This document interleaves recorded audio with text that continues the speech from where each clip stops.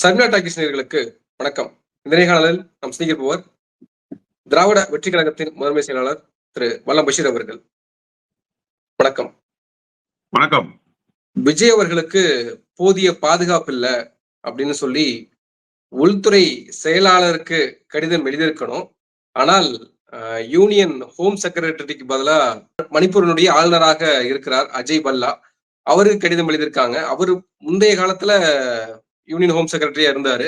இப்போ கோவிந்த் மோகன் தான் செக்ரட்டரியா இருக்காப்ல. ஆனால் கடிதத்தை மாத்தி எழுதுறது விஜய்க்கு பாதுகாப்பு இல்லை என்பதை கடந்து இந்த கடிதத்தை மாத்தி எழுதிட்டாங்க அப்படின்ற ஒரு விமர்சனம் எழுந்திருக்கு. எப்படி பார்க்கிறீங்க?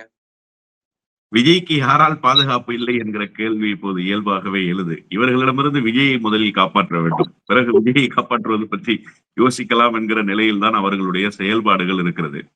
குறிப்பாக ஒன்றிய அரசுக்கு ஒரு கடிதத்தை எழுதுகிறார்கள். இப்ப நவீன மயமாயிடுச்சு சார். நீங்க ஒன்னும் போய் தேடி கண்டுபிடிச்செல்லாம் யார் அதிகாரிகள்னு தேட வேண்டிய அவசியம் இல்லை.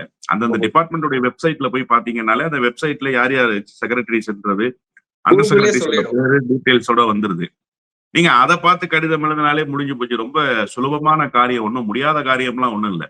அதை கூட நீங்க சரியாக பார்த்து எழுத முடியாத இடத்தில் இவர்கள் இருக்கிறார்கள் என்பதுதான் இவர்களினுடைய தரம் என்ன என்பதை காட்டி கொடுக்கிறது.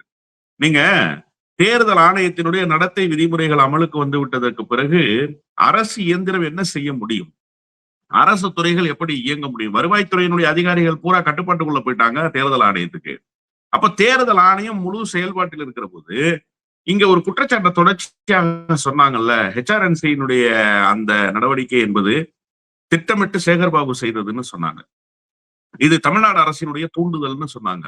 காவல்துறை தமிழ்நாடு அரசினுடைய கட்டுப்பாட்டுல இந்த மாதிரியான அனுமதிகளை கொடுக்க மறுக்கிறாங்க. பாருங்க, பெரம்பூர்ல வந்தாரு, கொளத்தூர்ல வந்தாரு, வில்லிவாக்கத்துக்குள்ள நுழைய முடியலன்னு சொன்னாங்க.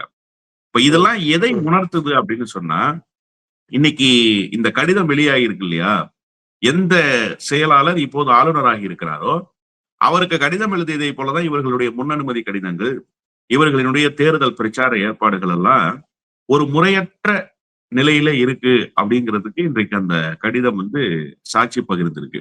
ரெண்டாவது, நீங்க பாதுகாப்பு குறைபாடுன்னு சொல்றீங்க. விஜயால் பாதுகாப்பு குறைபாடா அல்லது விஜய்க்கு பாதுகாப்பு குறைபாடா? இந்த ரெண்டு கேள்விக்கும் நீங்க ரொம்ப விளக்கமாக பதில் சொல்ல வேண்டியிருக்கு தாவேகாவினுடைய தரப்பு.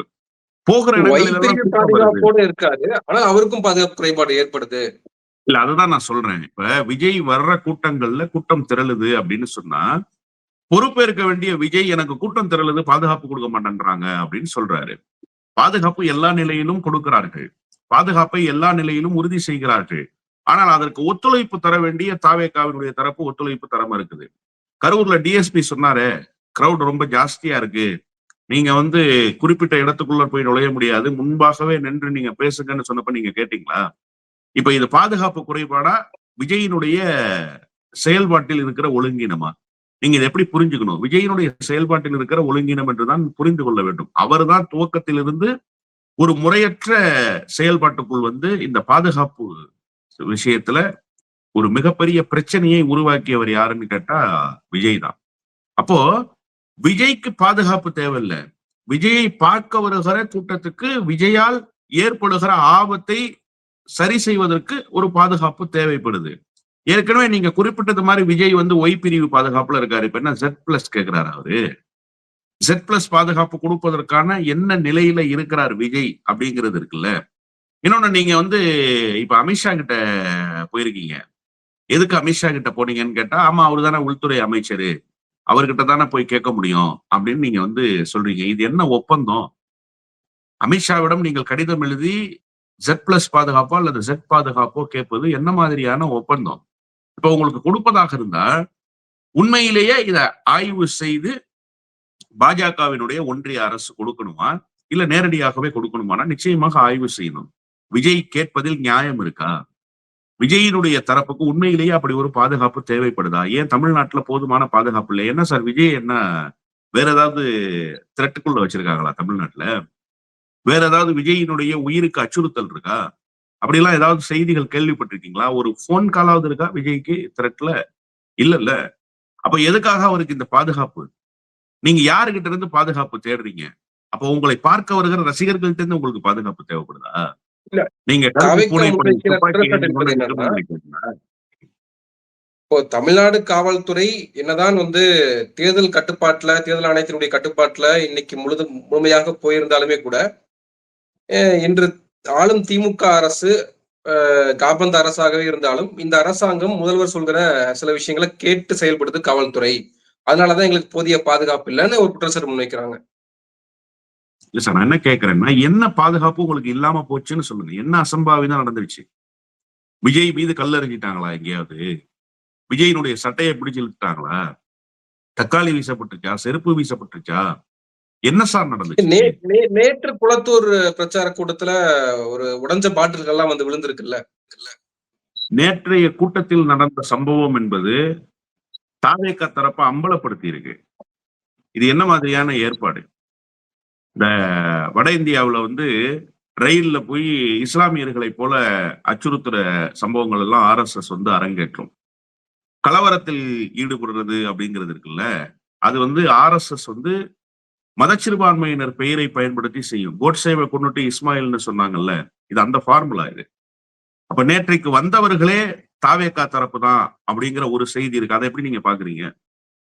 அந்த பாட்டில் விட்டு வீசினாங்கன்னு சொல்றாங்கல்ல, அது தாவேகா தரப்புன்னு சொல்றாங்கல்ல, அதுக்கு என்ன பதில் சொல்ல போகுது தாவேகா தரப்பு? இல்லைன்னு சொல்றீங்களா?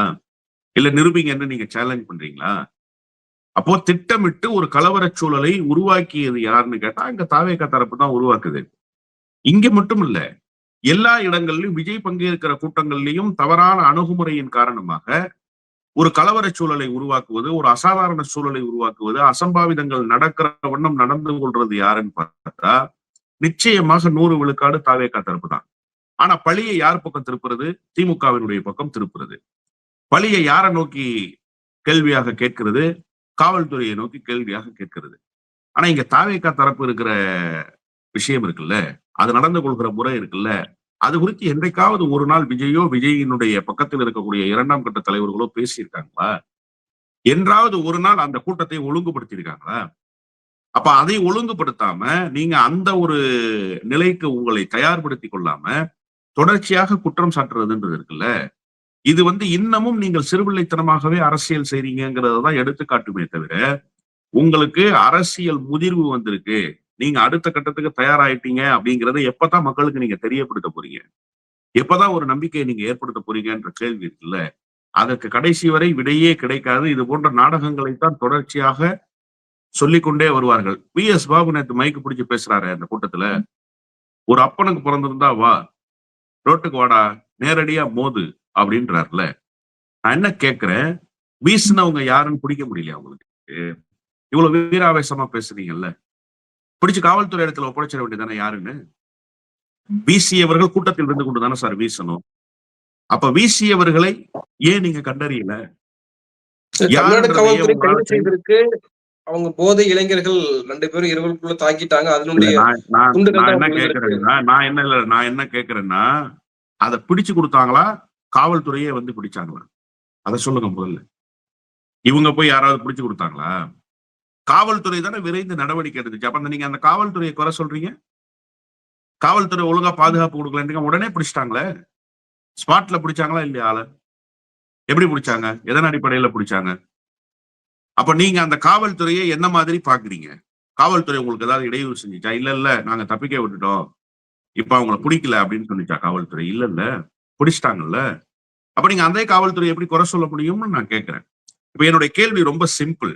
கூட்டத்துல பக்கத்துல உட்கார்ந்துருக்கவன் ரகலை பண்ணிட்டான். இந்த பக்கமும் உட்கார்ந்துருக்கவன் இவன் தான் சொல்லி பிடிச்சு கொடுக்கணுமா வேணாமா? பிடிச்சு கொடுக்கணும் தானே சார்? அதை ஏன் சார் அவன் செய்யல? அதை ஏன் செய்யலன்ற கேள்வி இயல்பா எல்லாருக்கும் எழுதுல. அது ஏன் ஆதவர்ஜனுக்கு இல்லைன்னு கேட்கிறேன். ஆதவர்ஜனுக்கு அந்த கேள்வி ஏன் எழல? அப்ப திட்டமிட்டு இந்த கலவர சூழலை உருவாக்கியது ஆதவர்ஜுன் தான்ங்கிறது வெளிப்படுதா? அதைத்தான் ஆதவர்ஜுன் செய்துவிட்டு மேடையில் வீராவேசமாக பேசுறாருன்னு நான் சொல்றேன். ஆனால் இந்த தேர்தல் அப்படின்றது 2026 தேர்தல் என்பது திமுக நினைத்தது போல எளிதாக இருந்துட போறதில்லை. அவங்க நினைத்தது போல 200க்கு 200 அப்படின்ற இலக்கெல்லாம் எடுக்க முடியாது. இன்றைய கல சூழல் பார்க்கிற போது எதிர்கட்சிகள் மிகப்பெரிய அளவுக்கு கேம்பெயின் பண்றாங்க. எடப்பாடி பழனிசாமி அவர்கள் சுழன்று பிரச்சாரம் பண்றாரு. விஜய் அவர்களும் களத்துக்கு வந்துட்டாரு. பெரம்பூர்ல பிரச்சாரத்தை தொடங்கினாரு. கொளத்தூர்ல கூட்டத்தை பாத்தீங்களா? ஸ்டாலினுக்கு வராத கூட்டம் விஜய்க்கு அவர்கள் வந்திருக்கிறது அப்படின்லாம் நிறைய பேர் சொல்றாங்க. அது எப்படி நம்ம பார்க்கிறது? அதாவது நான் தொடக்கத்திலிருந்து ஒரு செய்தியை சொல்லிட்டே வரேன். அந்த செய்தி தான் மீண்டும் நான் சொல்ல விரும்புறேன். சில்க் சுமிதா இந்த நேரத்துல வந்தாங்கன்னு வச்சுக்கோங்களேன், லட்சக்கணக்கான மக்கள் கூடுவாங்க. நீங்க அப்ப சில்க் சுமிதாவை முதலமைச்சராக மக்கள் ஏற்றுக்கிட்டாங்கன்னு சொல்லிடுவீங்களா? அதுதான் அளவுகோலா? கூட்டம் வர்றதுதான் அளவுகோலா? மக்கள் யாரை எப்படி ரிசீவ் பண்றாங்க, யார் பேசுகிற கருத்து மக்கள்கிட்ட போய் சேருதுன்னு பார்க்கணும். இந்த 5 ஆண்டுகளில் செய்திருக்கிற சாதனையை பட்டியல் போடுகிறார் முதலமைச்சர். தேர்தல் அறிக்கையில் என்ன சொல்லி இருக்கிறோம் என்பதை இந்த நாட்டு மக்களுக்கு எடுத்து சொல்கிறார் முதலமைச்சர். ஒன்றிய பாஜக அரசு எப்படியெல்லாம் இந்த மாநிலத்தை தின்று செரிக்க பார்க்கிறதுன்னு எடுத்து சொல்றார் முதலமைச்சர். அதற்கு எப்படி அதிமுக கைகட்டி வாய் பொத்தி கள்ள மௌனம் காக்கிறது என்கிறதை எடுத்து சொல்கிறார் முதலமைச்சர். அப்போ அந்த தரப்புல அப்படி ஆக்கப்பூர்வமாக ஏதாவது இந்த 5 ஆண்டு கால ஆட்சியில் என்ன குறை இருக்கிறது என்பதை எடுத்து மக்களிடத்துல சொல்லுகிற வகையில் உங்களுடைய ஆக்கப்பூர்வமான பிரச்சாரம் இருக்கா?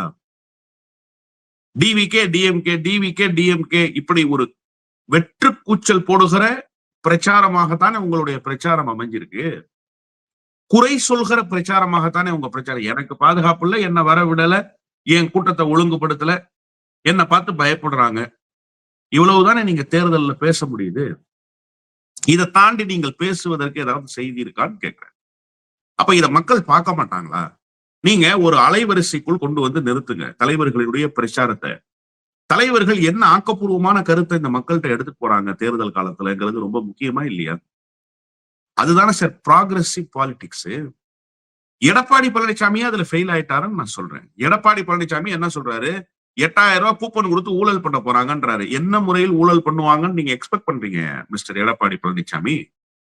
என்ன முறையில் ஊழல் பண்ணுவாங்க? எப்படி ஊழல் பண்ண முடியும்? நீங்க பணம் கொடுக்கறதாக சொல்றீங்க, அவங்க அதை கூப்பனாக கொடுக்கிறோம்னு சொல்றாங்க. இதன் மூலமாக என்னன்னு பாத்தீங்கன்னா 2 வகையில் இந்த இதை பயன்பாட்டை நுகர்வோருக்கு கொடுக்க முடியும். ஒண்ணு, இந்த பொருளை விற்பனை செய்யக்கூடியவர். இன்னொன்று, இந்த பொருளை பெற்று பயனடையக்கூடியவர். நீங்க பணத்தை கொடுத்தீங்கன்னா, பொருளை கொடுத்தீங்கன்னா நீங்க தான் ஊழல் பண்றீங்கன்னு அர்த்தம். நீங்க சொல்றீங்கல்ல, நாங்க ஃப்ரிட்ஜ் கொடுக்குறோம் அப்படின்னு சொல்றீங்கல்ல, அப்ப ஒட்டுமொத்தமாக கொள்முதல் யார் கைக்கு போகுது? அரசினுடைய கைக்கு வருது. அப்ப நீங்க தான் ஊழல் பண்ண பாக்குறீங்கன்னு அர்த்தம். இப்ப இதெல்லாம் மக்கள் ஒப்பீட்டு அளவுல பார்ப்பாங்க. இதெல்லாம் ரொம்ப சராசரி விஷயமாக மாறிடுச்சு. அப்ப இந்த பிரச்சாரமே எடுபடலன்றப்ப விஜயனுடைய பிரச்சாரம் என்ன எடுபட்டுருச்சு மக்களிடத்துலன்னு நான் கேட்கிறேன். 3 தொகுதிக்கு வர்றேன்னு சொல்றீங்க, 5 தொகுதியில பிரச்சாரம் பண்ண போறேன்னு அறிவிக்கிறீங்க, 2 தொகுதியில பிரச்சாரம் பண்ணிட்டு ஓடி போயிடுறீங்க. எதுக்காக ஓடி போனீங்க? ஏன் அந்த மாவட்ட செயலாளரா ஒரு நிர்வாகி அவர் ஏறி பேசுறாரு அந்த கான்வாயில. கூட்ட நெரிசலில் உள்ள வர முடியலன்னு சொன்னாரா, காவல்துறை அனுமதி மறுத்துருச்சுன்னு சொன்னாரா? முன்னுக்கு பின் முரணான தகவல்களை சொல்லக்கூடாது. ஏன்னா எல்லாமும் இன்றைக்கு நாட்டு மக்களுக்கு வெட்ட வெளிச்சமாக தெரிய வருகிற செய்திகளாக இருக்கு. அப்ப அவர் ஏறி என்ன அறிவிப்பு செஞ்சாருன்னா, கூட்டம் கடுமையாக இருக்கு, சிக்னல்லே நுழைய முடியல, அந்த அளவுக்கு கூட்டம் இருக்கு, அதனால தளபதி திரும்ப போயிட்டாரு, நிச்சயமாக இன்னொரு நாள் வருவார்னு சொன்னார். காவல்துறை அனுமதி மறுத்துருச்சுன்னு சொன்னாரா? அப்ப காவல்துறை அனுமதி மறுத்திருந்தா இவர் ஏன் பொய் சொன்னாரு? காவல்துறை அனுமதி மறுத்துச்சு சார், அதனாலதான் சார் இப்படி திரும்பி போக வேண்டியது ஆயிடுச்சு அப்படின்னு பேசி இருக்கணுமா இல்லையா? அப்ப யாரை ஏமாற்றுகிற வேலை? எதற்கு தொடர்ச்சியாக இப்படி ஒரு வேலையே செய்யறாங்க? இதன் உள்நோக்கம் என்ன? அப்ப திட்டமிட்டு தமிழ்நாடு அரசை குறை சொல்லணும், தமிழ்நாடு அரசு மீது சேற்றை வாரி இறைக்கணும், தமிழ்நாடு அரசை முன்னெடுத்திருக்கிற திராவிட முன்னேற்ற கழகத்தை பார்த்து விமர்சனத்தை முன்வைக்கணும். இதை தாண்டி வேற ஏதாவது நோக்கம் இருக்கா உங்களுக்கு தேர்தல் களத்துல? இதை தாண்டி வேற ஏதாவது சொல்வதற்கு செய்தி இருக்கா தேர்தல் களத்துல? இதெல்லாம் ஒரு பிரச்சனையா? நான் என்ன கேட்கிறேன் சார், ஒரு அரசியல் தலைவருக்கு மக்கள் தானே சார் பாதுகாப்பு. மக்களை விட என்ன சார் பெரிய பாதுகாப்பு கொடுத்துட முடியும்? இந்த மக்கள் உங்களை நேசிக்கிறார்கள் என்றால் அவர்கள் உங்களை பாதுகாப்பார்கள், அவ்வளவுதானே. அதை தாண்டி வேற ஏதாவது இருக்கா என்ன? எவ்வளவு பெரிய பாதுகாப்பு வளையத்தை கொண்டு வந்து போட்டாலும் மக்களை தாண்டி என்ன சார் நடந்திருப்பது? இப்போ துரைமுருகன் அவர்கள் மீது தேர்தல் விதிமுறைகளை பின்பற்றல அப்படின்னு காவல்துறை வழக்கு பதிவு செய்திருக்கு.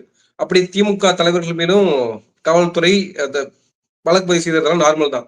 ஆனால் தாவேகா தலைவர் விஜய் மீதோ இல்ல நிர்வாகிகள் மீதோ வழக்கு பதிவு செய்தா அது தமிழ்நாடு காவல்துறை முதல்வர் சொல்லி செய்யறாங்க அப்படின்ற ஒரு பிரச்சாரத்தை முன்னெடுக்கிறாங்கல்ல. நம்ம எப்படி பார்க்கிறது? இப்ப இந்த தேர்தல் காலத்துல வழக்கு பதிவு செய்யறது இருக்குல்ல, இத வந்து நீங்க ஒரு பெரிய விஷயமாவே எடுத்துக்க கூடாது. இது ரொம்ப எளிதாக கடந்து போகணும். ஆனா இவர்களுக்கு இதெல்லாம் புதிதுன்றதுனால ஏதோ ஒரு அச்ச உணர்வு இருக்கு அப்படின்னு நான் நினைக்கிறேன். இன்செக்யூரிட்டி ஃபீலிங் இருக்கு. அதனாலதான் எல்லாவற்றையும் பெரிதாக பூத கண்ணாடி வைத்து பார்த்து வழக்கு வழக்கு, காவல்துறை நெருக்கடி, அடக்குமுறை, ஒடுக்குமுறை எல்லாம் கூப்பாடு போடுறாங்கன்னு நான் பாக்குறேன். 10 மணிக்கு பிரச்சாரம் ஓய்ஞ்சிரும்னு சொல்லணும் தேர்தல் ஆணையம். சில இடங்கள்ல 10 பத்தாகும். விதிமீறல் வழக்கு. 10 வாகனங்கள்ல தான் போறதுக்கு அனுமதி. சில இடங்கள்ல 12 வாகனங்கள் வந்துடும். விதிமுறையை மீறியதாக வழக்கு. சில பாயிண்ட்கள்ல பேசக்கூடாதுன்னு சொல்லியிருப்பாங்க. ஆனா வேட்பாளர் அங்க வரும்போது கடுமையான கூட்டம் திரண்டுரும். அந்த இடத்துல பேச வேண்டிய கட்டாயம் இருந்துரும். அவர்களுக்கு நன்றி தெரிவிச்சு பேச வேண்டி வரும். இதுக்கு வழக்கு. இப்படி பல வழக்குகள் நேரடியாக வரும். மறைமுகமாக வழக்குகள் வரும். அது என்ன தெரியுமா? அது இன்னும் விஜய்க்கு நம்ம தெரியப்படுத்த வேண்டியிருக்கு. சில இடங்கள்ல பர்மிட்டட் ஸ்பேஸ்ல தான் விளம்பரங்கள், சுய விளம்பரம் பண்ணணும்னு சொல்லியிருக்கோம் தேர்தல் ஆணையம். ஆனா பர்மிட்டட் ஸ்பேஸ் இல்லாம நான் பர்மிட்டட் ஸ்பேஸ்ல எழுதிடுவான். கட்சிக்காரன் எழுதிடுவான். அதுக்கும் வேட்பாளருக்கும் கட்சிக்கும் சம்பந்தம் இருக்காது. ஒரு ஆர்வத்தில் எழுதிடுவான். விசில் சின்னத்தை வரைஞ்சி போட்டுருவான். இது தேர்தல் ஆணையத்தினுடைய விதிக்கு மாறானது. இதுக்கு வழக்கு தொடுத்து ஃபைன் போடுவாங்க. யார் தெரியுமா கட்டணும்? கட்சி தான் கட்டணும்.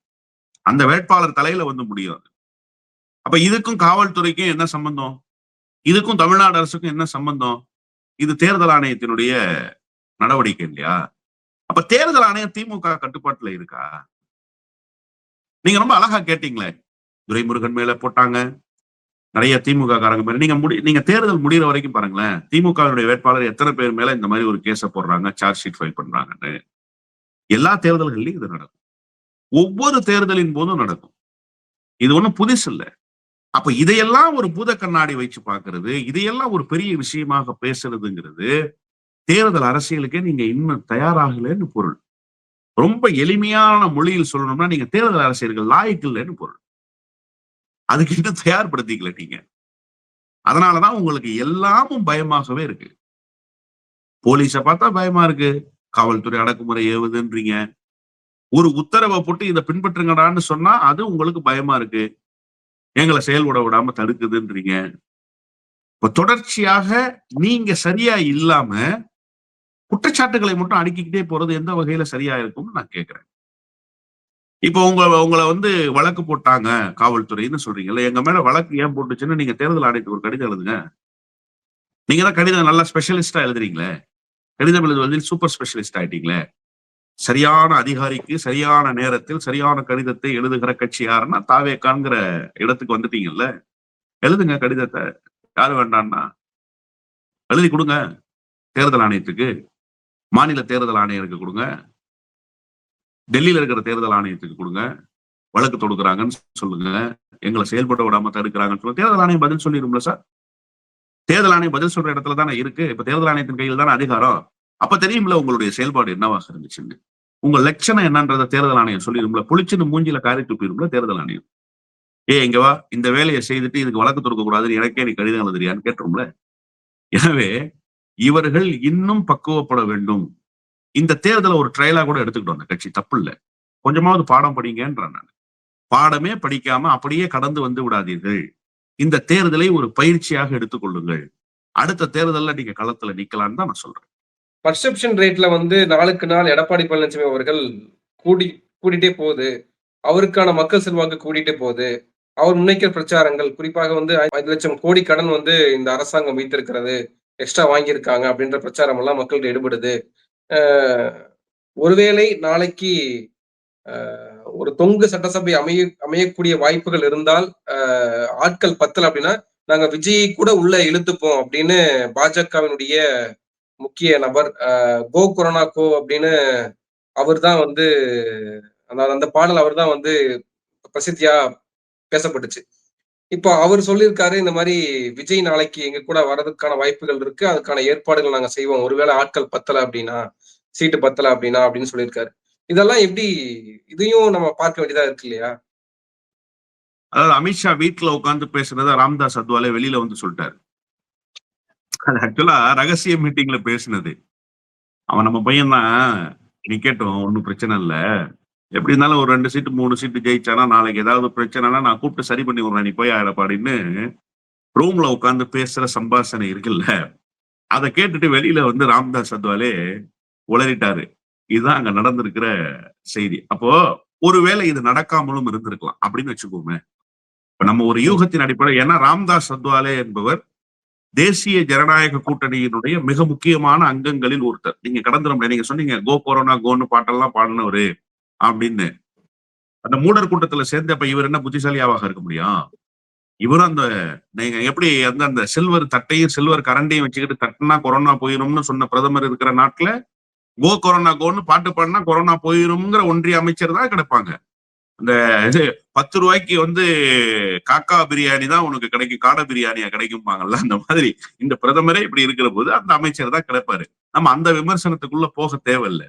ஆனா இத வந்து அடுத்த கட்டமாக ஒன்றிய அரசினுடைய திட்டத்தில் இவர்கள் இருக்கிறார்கள் என்பதை வெட்ட வெளிச்சமாக சொல்லிட்டாருன்னு தான் பார்க்கணும். முன்னாடி சொன்னது யூகம். இப்ப நம்ம பேசிக்கிட்டு இருக்கிறோம்ல, ராம்தாஸ் அத்வாலேவினுடைய அந்த அறிவிப்பு என்பது, அந்த செய்தியாளர் சந்திப்பு என்பது விஜயை எந்த இடத்தில் தேசிய ஜனநாயக கூட்டணி குறிப்பாக பாஜக வைத்திருக்கிறது என்பதை வெளிப்படையாக வெளிச்சம் போட்டு காட்டியிருக்கு. அப்போ விஜய் யாரோட பாக்கெட்ல இருக்காரு? பாஜகவினுடைய பாக்கெட்ல இருக்காரு. விஜய் யாரோட ஆளா இருக்காரு? பாஜகவோட ஆளா இருக்காரு. ஏன் சொல்ல வேண்டியதானே, அண்ணன் திருமா 8 இடங்கள்ல தனித்து போட்டியிடுறார். ராம்தாஸ் அத்வாலேக்கு அண்ணன் திருமா பத்தி ராம்தாஸ் அத்வாலே எப்பவுமே வெளிப்படையா பேசிடுறாரு.